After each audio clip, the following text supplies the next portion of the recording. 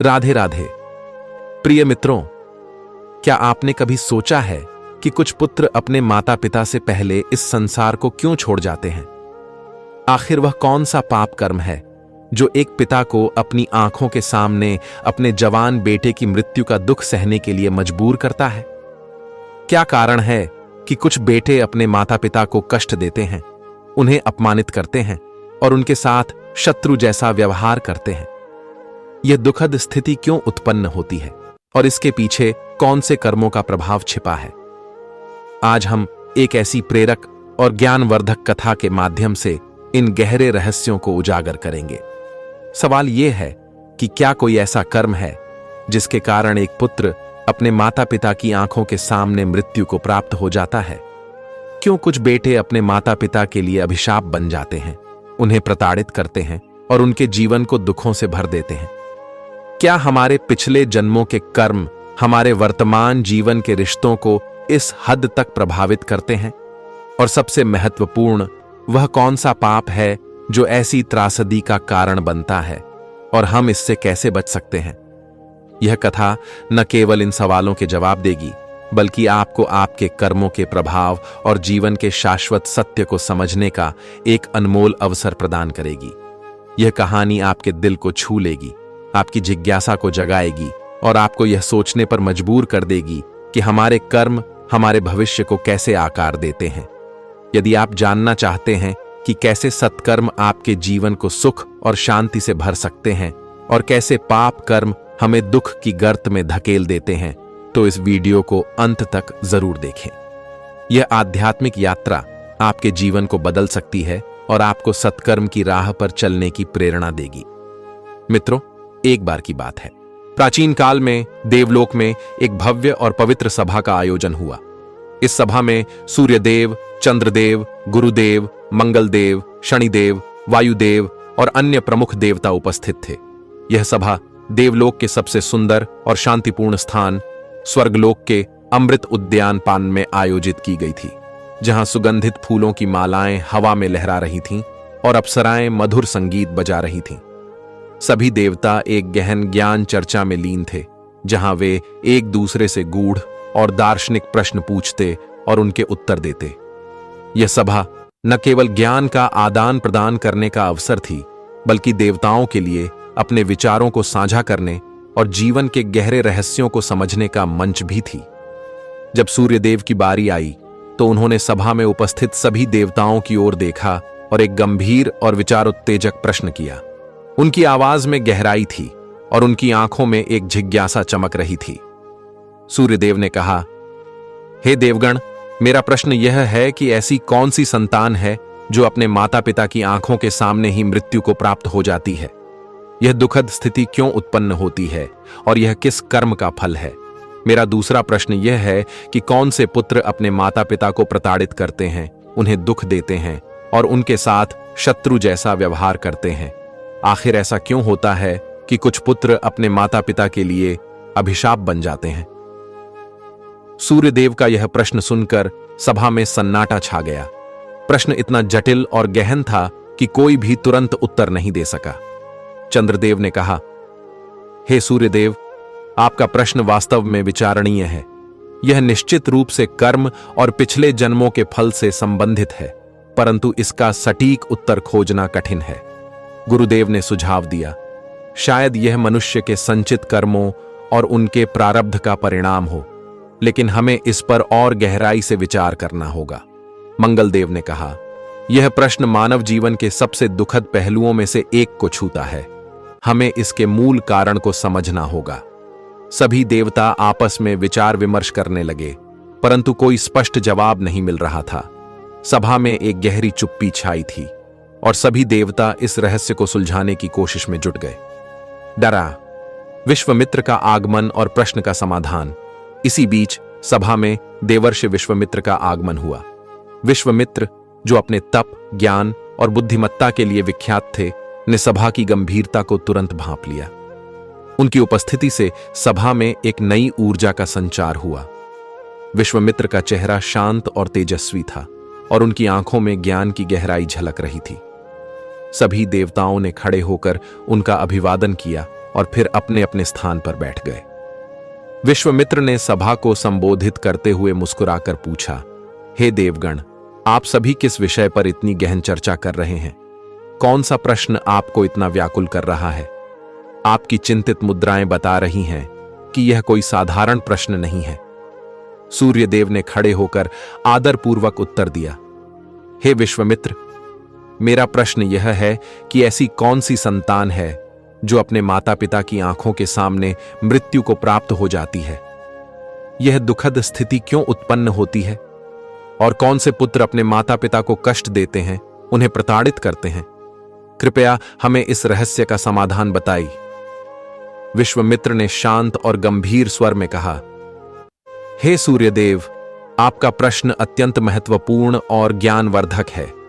इसका उत्तर प्रत्येक मनुष्य को जानना चाहिए, क्योंकि यह जीवन के सबसे गहरे सत्यों में से एक है। मनुष्य का जीवन उसके पूर्व जन्मों के कर्मों पर आधारित होता है। कर्म ही वह आधार है जो मनुष्य के भविष्य को निर्धारित करता है। कर्म 3 प्रकार के होते हैं: संचित कर्म पग, प्रारब्ध कर्म और क्रियामाण कर्म पग। विश्वामित्र ने विस्तार से समझाया, संचित कर्म वे हैं जो पिछले जन्मों में किए गए कर्मों का संग्रह है। ये कर्म दीर्घकालिक प्रभाव डालते हैं और हमारे जीवन चक्र को प्रभावित करते हैं। प्रारब्ध कर्म वे हैं जो वर्तमान जन्म में फलित होते हैं, और क्रियामाण कर्म वे हैं जो हम वर्तमान में कर रहे हैं। इन कर्मों का फल हमें सुख या दुख के रूप में प्राप्त होता है। मृत्यु के बाद हमारा भौतिक शरीर नष्ट हो जाता है, लेकिन सूक्ष्म शरीर आत्मा के साथ अगले जन्म तक रहता है। हमारे सभी सगे संबंधी, माता पिता, पुत्र, भाई बहन किसी न किसी कर्म के हिसाब किताब को चुकाने के लिए हमारे जीवन में आते हैं। उन्होंने आगे कहा, हमारे जीवन में जो भी घटनाएं होती हैं वे हमारे कर्मों का परिणाम होती हैं। यदि किसी पिता को अपने पुत्र की मृत्यु अपनी आंखों के सामने देखनी पड़ती है, तो यह उसके पिछले जन्मों के किसी कर्म का फल हो सकता है। और जो पुत्र अपने माता पिता को कष्ट देते हैं, वे पिछले जन्मों में उनके शत्रु या कर्जदार हो सकते हैं। देवताओं ने विश्वामित्र की बात सुनकर आश्चर्य व्यक्त किया और बोले, हे विश्वामित्र, आपकी बात हमारी समझ से परे है। कृपया इसे और सरलता से समझाएं। यह कर्मों का हिसाब किताब कैसे काम करता है, और यह पुत्रों की मृत्यु और उनके व्यवहार से कैसे संबंधित है? विश्वामित्र ने मुस्कुराते हुए कहा, हे देवगण, मैं आपको 2 प्राचीन कथाएं सुनाता हूं जो आपके प्रश्नों का उत्तर देंगी। ये कथाएं आपको यह समझाएंगी कि किन कर्मों के कारण पुत्र की मृत्यु पिता से पहले होती है और कौन से पुत्र अपने माता पिता को कष्ट देते हैं। प्राचीन काल में हस्तिनापुर से कुछ दूरी पर एक सुंदर और शांत ग्राम था जिसका नाम सूर्यपुर बालोर था। इस ग्राम में हरियाली छाई रहती थी और खेतों में लहलहाती फसलें ग्रामवासियों की मेहनत और समृद्धि का प्रतीक थीं। यहां एक मेहनती और ईमानदार किसान रहता था जिसका नाम विक्रम कुआन था। विक्रम के परिवार में उसकी पत्नी सुमित्रा और उनका पुत्र अर्जुन क्वान था। सुमित्रा एक दयालु और धर्मपरायण महिला थी जो अपने परिवार और गांव के लोगों की भलाई के लिए हमेशा तत्पर रहती थी। अर्जुन एक आज्ञाकारी और प्रेमी पुत्र था जो अपने माता पिता का बहुत सम्मान करता था। वह अपने पिता के साथ खेतों में काम करता और गांव के बच्चों के साथ खेलता। लेकिन नियति का खेल कुछ और था। जब अर्जुन केवल 5 वर्ष का था, तभी सुमित्रा एक गंभीर बीमारी के कारण चल बसी। यह घटना विक्रम के लिए बहुत दुखद थी। उसने सुमित्रा का अंतिम संस्कार पूरे विधि विधान से किया और अपने पुत्र अर्जुन की परवरिश में कोई कमी नहीं छोड़ी। वह दिन रात मेहनत करता और अर्जुन को स्नेह और संस्कार देता। कुछ वर्षों बाद विक्रम ने अपने गांव की एक सुशील और गुणवती कन्या कावेरी से दूसरा विवाह किया। कावेरी एक सौम्य और दयालु महिला थी जो अर्जुन को अपने पुत्र की तरह मानती थी। कावेरी से विक्रम को एक और पुत्र हुआ जिसका नाम कृष्ण क्वाम्पर था। कृष्ण एक चंचल, बुद्धिमान और हंसमुख बालक था जो अपने बड़े भाई अर्जुन से बहुत प्रेम करता था। अर्जुन भी अपने छोटे भाई को बहुत लाड प्यार करता और उसकी हर छोटी बड़ी इच्छा पूरी करता। लेकिन नियति ने फिर एक क्रूर मोड़ लिया। कुछ समय बाद कावेरी भी एक रहस्यमयी बीमारी के कारण चल बसी। विक्रम इस दूसरी पत्नी की मृत्यु से और अधिक दुखी हो गया। उसने कावेरी का अंतिम संस्कार पूरे विधि विधान से किया और अपने दोनों पुत्रों अर्जुन और कृष्ण के साथ जीवन व्यतीत करने लगा। विक्रम ने अपने दुख को छिपाकर अपने बच्चों को सुखी और सुरक्षित रखने का हर संभव प्रयास किया। वह दिन रात खेतों में मेहनत करता और अपने बच्चों को अच्छे संस्कार देता। समय बीतता गया और अर्जुन विवाह के योग्य हो गया। वह एक मेहनती और सुसंस्कृत युवक बन चुका था। विक्रम ने अपने बड़े बेटे अर्जुन के लिए एक सुंदर और गुणवती कन्या राधिका याम का चयन किया। राधिका एक पड़ोसी गांव की थी और अपने सौंदर्य और बुद्धिमत्ता के लिए जानी जाती थी। अर्जुन और राधिका का विवाह सूर्यपुर में बड़ी धूमधाम से हुआ। गांव के सभी लोग इस उत्सव में शामिल हुए और चारों ओर खुशी का माहौल था। अर्जुन और राधिका का दाम्पत्य जीवन सुखमय और प्रेमपूर्ण चल रहा था। लेकिन कुछ समय बाद विक्रम अचानक बीमार पड़ गया। उसकी बीमारी दिन प्रतिदिन बढ़ती गई। अर्जुन ने अपने पिता का इलाज करवाने के लिए सूर्यपुर के सबसे अच्छे वैद्य धनंजय ओस को बुलाया। धनंजय एक अनुभवी और प्रसिद्ध वैद्य था, जिसके पास कई जटिल बीमारियों का इलाज करने का अनुभव था। उसने अपनी पूरी योग्यता से विक्रम का इलाज किया, लेकिन बीमारी इतनी गंभीर थी कि विक्रम की मृत्यु हो गई। विक्रम की मृत्यु ने अर्जुन और कृष्ण को गहरा आघात पहुंचाया। अर्जुन ने अपने पिता का अंतिम संस्कार पूरे विधि विधान से किया और अपने छोटे भाई कृष्ण की जिम्मेदारी अपने कंधों पर ले ली। कृष्ण, जो अभी छोटा था, अपने बड़े भाई और भाभी राधिका के साथ रहने लगा। अर्जुन अपने छोटे भाई को अपने छोटे भाई की तरह मानता था और उसकी हर जरूरत का ख्याल रखता था। कृष्ण भी अपने बड़े भाई का बहुत सम्मान करता था और उनके साथ सुखी जीवन व्यतीत कर रहा था। राधिका भी कृष्ण को अपने छोटे भाई की तरह मानती थी और उसकी देखभाल करती थी। लेकिन नियति ने एक नया और दुखद मोड़ लिया। एक दिन कृष्ण अचानक बीमार पड़ गया। उसकी हालत दिन प्रतिदिन बिगड़ती चली गई। अर्जुन ने फिर से वैद्य धनंजय को बुलाया और कृष्ण का इलाज शुरू करवाया। धनंजय ने कई औषधियां दी, लेकिन कोई फायदा नहीं हुआ।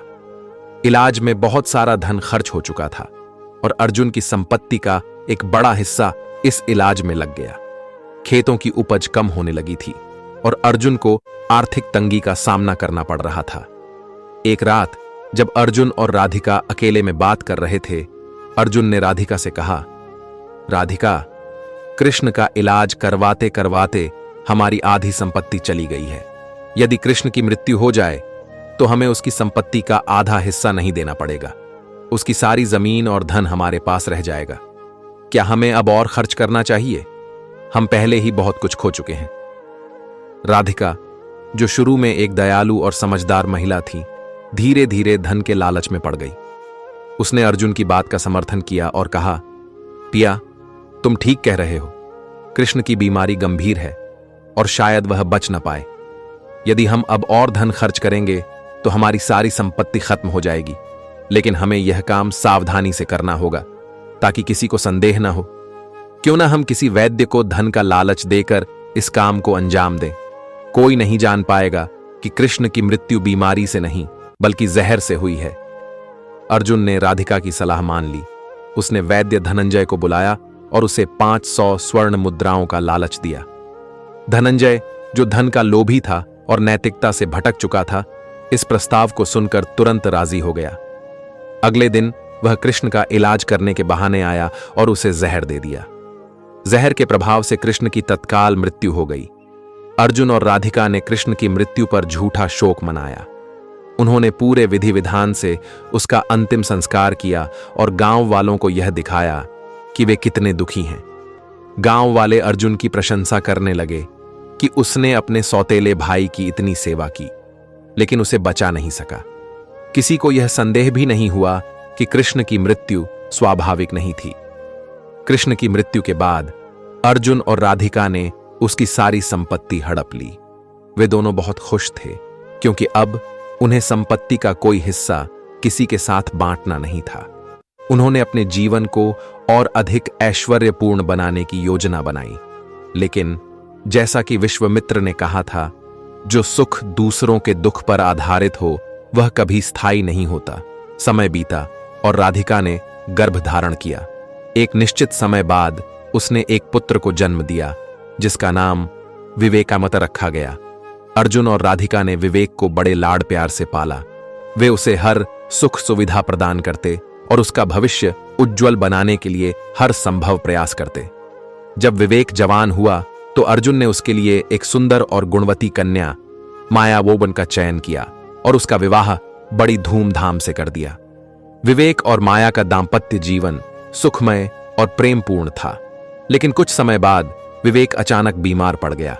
उसकी बीमारी इतनी गंभीर थी कि सूर्यपुर के सभी वैद्य उसके इलाज में असफल रहे। अर्जुन और राधिका ने अपने पुत्र के इलाज के लिए कई वैद्यों को बुलाया। उन्होंने अपनी आधी संपत्ति बेच दी, लेकिन विवेक की हालत में कोई सुधार नहीं हुआ। गांव वाले अर्जुन के घर आकर विवेक को देखने लगे। अर्जुन अपने पुत्र की हालत देखकर बहुत दुखी था। वह बार बार कहता, हे भगवान, मुझे नहीं पता कि मैंने ऐसा कौन सा पाप किया जिसके कारण मुझे यह दुख भोगना पड़ रहा है। एक दिन जब विवेक मृत्यु के करीब था, उसने अपने पिता अर्जुन से कमजोर स्वर में कहा, पिताजी, मेरा हिसाब पूरा हो चुका है, अब केवल अंतिम संस्कार की तैयारी बाकी है। अर्जुन ने आश्चर्य और दुख के साथ पूछा, बेटा, ये तुम क्या कह रहे हो? मैं तुम्हारा पिता हूं और तुम मुझे भाई कह रहे हो? तुम्हारी बीमारी ने तुम्हारा दिमाग खराब कर दिया है। विवेक ने कमजोर स्वर में कहा, नहीं पिताजी, आप इस जन्म में मेरे पिता हैं, लेकिन मैं आपका पिछले जन्म का सौतेला भाई कृष्ण हूं। याद कीजिए, आपने अपनी संपत्ति के लालच में मुझे वैद्य धनंजय के हाथों जहर देकर मरवा दिया था। उसी कर्म का फल आपको आज भोगना पड़ रहा है। मेरे इलाज में आपकी सारी संपत्ति चली गई, मेरा कर्ज आपसे चुक गया। अर्जुन यह सुनकर फूट फूट कर रोने लगा। उसने कहा, मेरे कुल का नाश हो गया, मैंने यह क्या कर दिया? मेरे लालच ने मेरे परिवार को बर्बाद कर दिया। लेकिन बेटा, इसमें तुम्हारी मां राधिका का क्या दोष? वह तो निर्दोष है। विवेक ने कहा, पिताजी, राधिका भी निर्दोष नहीं है। वह उसी वैद्य धनंजय की आत्मा है जिसने लालच में आकर मुझे जहर दिया था। उसकी मृत्यु के बाद उसे एक कन्या के रूप में जन्म मिला और वह माया के रूप में मेरी पत्नी बनी। अब उसे भी अपने कर्मों का फल भोगना होगा। उस समय सती प्रथा प्रचलित थी, जिसमें पति की मृत्यु के बाद पत्नी को उसकी चिता पर जिंदा जलाया जाता था। विवेक की मृत्यु के बाद माया को भी उसके साथ जलाया गया। इस प्रकार धनंजय के कर्मों का फल उसे भी भोगना पड़ा। अर्जुन और राधिका का जीवन दुख और पश्चाताप से भर गया। सूर्यपुर में दो अन्य महत्वपूर्ण पात्र थे जिन्होंने इस कथा में महत्वपूर्ण भूमिका निभाई। पहली थी गंगा, एक वृद्ध तपस्विनी जो गांव के मंदिर में पूजा पाठ करती थी और जरूरतमंदों की सहायता करती थी। गंगा अपने सौम्य स्वभाव और दयालुता के लिए जानी जाती थी। जब कृष्ण बीमार था, तब गंगा ने अर्जुन को सलाह दी थी कि वह किसी सच्चे और ईमानदार वैद्य को बुलाए और कृष्ण का इलाज करवाए। उसने अर्जुन को चेतावनी दी थी कि लालच और स्वार्थ उसे गलत रास्ते पर ले जा सकता है, लेकिन अर्जुन ने उसकी बात नहीं मानी और लालच में आकर धनंजय को जहर देने का काम सौंप दिया। जब गंगा ने कृष्ण की मृत्यु का समाचार सुना तो वह बहुत दुखी हुई। उसने अर्जुन को समझाने की कोशिश की कि वह अपने कर्मों का फल भोगेगा, लेकिन अर्जुन ने उसकी बात को अनसुना कर दिया। गंगा ने तब भगवान की प्रार्थना की और प्रण लिया कि वह अपने बाकी जीवन में और अधिक पुण्य कर्म करेगी ताकि सूर्यपुर के लोग सही मार्ग पर चलें। जब विवेक की मृत्यु हुई, तब गंगा ने अर्जुन और राधिका को समझाया, तुमने जो किया उसका फल तुम्हें मिल चुका है। अब अपने शेष जीवन में पुण्य कर्म करो ताकि तुम्हारा अगला जन्म सुखमय हो। अर्जुन और राधिका ने गंगा की बात मानी और अपने बाकी जीवन में जरूरतमंदों की सहायता करने लगे। उन्होंने गांव में एक धर्मशाला बनवाई जहां गरीबों को मुफ्त भोजन और आश्रय मिलता था। दूसरा पात्र था सत्यनारायण, एक साधु जो सूर्यपुर के बाहर एक कुटिया में रहता था। सत्यनारायण अपने तप और भक्ति के लिए प्रसिद्ध था। वह गांव वालों को सत्कर्म करने और दूसरों की सहायता करने की प्रेरणा देता था। जब विक्रम बीमार था, तब सत्यनारायण ने अर्जुन को सलाह दी थी कि वह अपने पिता की सेवा में कोई कमी न छोड़े। अर्जुन ने उनकी सलाह मानी और विक्रम का पूरा ख्याल रखा। लेकिन जब कृष्ण बीमार पड़ा तब सत्यनारायण ने अर्जुन को चेतावनी दी थी कि वह लालच में न आए और अपने भाई की जान बचाने का हर संभव प्रयास करे। अर्जुन ने उनकी बात को नजरअंदाज कर दिया। सत्यनारायण ने तब भगवान से प्रार्थना की कि सूर्यपुर के लोग अपने कर्मों का फल समझें और सत्कर्म की राह पर चलें। जब विवेक की मृत्यु हुई तब सत्यनारायण ने अर्जुन को अपने कर्मों के लिए प्रायश्चित करने की सलाह दी। उन्होंने कहा, हे अर्जुन, तुमने जो किया उसका फल तुमने भोग लिया। अब अपने शेष जीवन में दूसरों की सहायता करो और भगवान का नाम जपो। अर्जुन ने सत्यनारायण की सलाह मानी और अपने जीवन को सत्कर्मों में समर्पित कर दिया। विश्वामित्र ने देवताओं को एक और कथा सुनाने का निर्णय लिया ताकि कर्मों का प्रभाव और भी स्पष्ट हो। उन्होंने कहा, हे देवगण, अब मैं आपको एक दूसरी कथा सुनाता हूं जो सूर्यपुर से कुछ दूरी पर स्थित चंद्रपुराव नामक नगर की है। यह कथा कर्मों के फल और उनके जीवन पर प्रभाव को और गहराई से दर्शाएगी। चंद्रपुर में एक तपस्विनी रहती थी जिसका नाम सरस्वती मलाप था।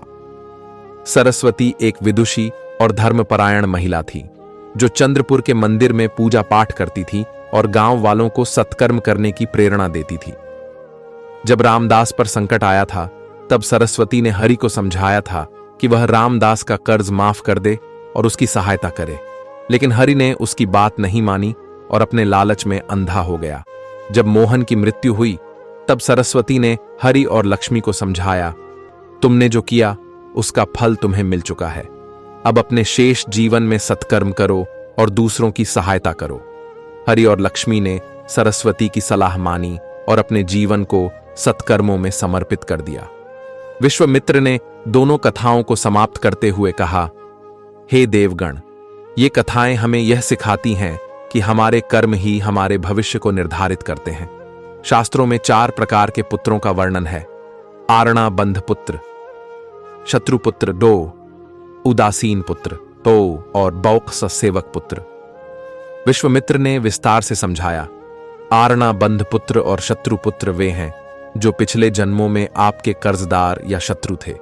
यदि आपने किसी को कष्ट दिया, उसे प्रताड़ित किया या उसका कर्ज नहीं चुकाया तो वह व्यक्ति आपके पुत्र के रूप में जन्म लेता है और आपको कष्ट देता है। ऐसे पुत्रों की मृत्यु पिता से पहले हो जाती है ताकि वे अपने कर्ज का हिसाब चुकता कर सकें। उदासीन पुत्र वे हैं जो अपने माता पिता से कोई लगाव नहीं रखते। वे विवाह के बाद अपने माता पिता को त्याग देते हैं, लेकिन सेवक पुत्र सबसे श्रेष्ठ होते हैं। ये वे पुत्र हैं जो पिछले जन्म में आपके द्वारा की गई निस्वार्थ सेवा के फलस्वरूप आपको प्राप्त होते हैं। वे जीवन भर आपकी सेवा करते हैं और आपके सुख दुख में साथ देते हैं। विश्वामित्र ने देवताओं को एक और उदाहरण दिया। उन्होंने कहा, महाभारत के युद्ध के समय भगवान श्री कृष्ण ने अर्जुन को गीता का ज्ञान देते हुए कहा था, हे पार्थ, इस संसार के सभी रिश्ते नाते पिछले जन्मों के कर्मों के अनुसार बनते हैं। तुम्हारे सामने जो शत्रु खड़े हैं वे तुम्हारे पिछले जन्म के कर्जदार या शत्रु हैं। विश्वामित्र ने आगे कहा, महाभारत युद्ध के बाद जब पांडव पितामह भीष्म से आशीर्वाद लेने गए तो भीष्म ने श्री कृष्ण से पूछा, हे वासुदेव, मैं अपने किन कर्मों के कारण इस तीरों की शैया पर कष्ट भोग रहा हूं? श्री कृष्ण ने मुस्कुराते हुए कहा, हे पितामह, आपको अपने पिछले 100 जन्मों के कर्म याद हैं, लेकिन 100 पहले जन्म का कर्म आपको याद नहीं। उस जन्म में आप एक राजा थे। एक बार शिकार खेलते समय आप एक पेड़ के नीचे विश्राम कर रहे थे। तभी एक कीड़ा आपके ऊपर गिरा। आपने गुस्से में उसे अपने बाण से उठाकर कांटों पर फेंक दिया। वह कीड़ा कांटों में फंसकर तड़प तड़प कर मर गया। उस कर्म का फल आपको आज भोगना पड़ रहा है। श्री कृष्ण ने आगे कहा, पितामह, आपके पुण्य कर्म इतने प्रबल थे कि यह पाप फलित नहीं हो पा रहा था, लेकिन जब द्रौपदी का चीरहरण हो रहा था तब आप उसे रोक सकते थे, पर आपने ऐसा नहीं किया। उस समय आपके सारे पुण्य कर्म क्षीण हो गए और इस पाप का फल आपको भोगना पड़ रहा है। विश्वामित्र ने अपनी कथाओं को समाप्त करते हुए कहा, हे देवगण, ये कथाएं और महाभारत का यह उदाहरण हमें यह सिखाता है कि हमें अपने कर्मों का फल अवश्य भोगना पड़ता है। चाहे वह एक छोटा सा कीड़ा हो या कोई मनुष्य, हमें किसी को कष्ट नहीं देना चाहिए। यदि आप किसी का कर्ज लेते हैं तो उसे इसी जन्म में चुकाने का प्रयास करें। यदि आप किसी को प्रताड़ित करते हैं तो वह व्यक्ति आपके अगले जन्म में आपके पुत्र, भाई या किसी अन्य रिश्तेदार के रूप में आएगा और आपसे अपना हिसाब चुकता करेगा। उन्होंने कहा, यदि आप अपने जीवन में सुख और शांति चाहते हैं तो निस्वार्थ भाव से दूसरों की सहायता करें, किसी को कष्ट न दें और अपने कर्ज को समय पर चुकाएं। यही जीवन का शाश्वत सत्य है। मित्रों, इन कथाओं के माध्यम से हमने सीखा कि हमारे कर्म ही हमारे भविष्य को निर्धारित करते हैं। यदि हम सत्कर्म करते हैं तो हमें सेवक पुत्र जैसे श्रेष्ठ पुत्र प्राप्त होते हैं, लेकिन यदि हम पाप कर्म करते हैं तो हमें आरणाबंध या शत्रु पुत्र जैसे पुत्र मिलते हैं जो हमें कष्ट देते हैं और जिनकी मृत्यु हमारे सामने होती है। इसलिए हमें सदैव अच्छे कर्म करने चाहिए। यदि कोई व्यक्ति संकट में है तो हमें उसकी निस्वार्थ भाव से सहायता करनी चाहिए। ऐसा करने से हम अपने पुण्य कर्मों को बढ़ाते हैं और भगवान हमें सुख और शांति प्रदान करते हैं। यदि आपको यह कथा पसंद आई हो तो कृपया कमेंट बॉक्स में जय भोलेनाथ, जय श्री कृष्ण अवश्य लिखें। इस ज्ञानवर्धक कथा को सुनने के लिए आप सभी का बहुत बहुत धन्यवाद।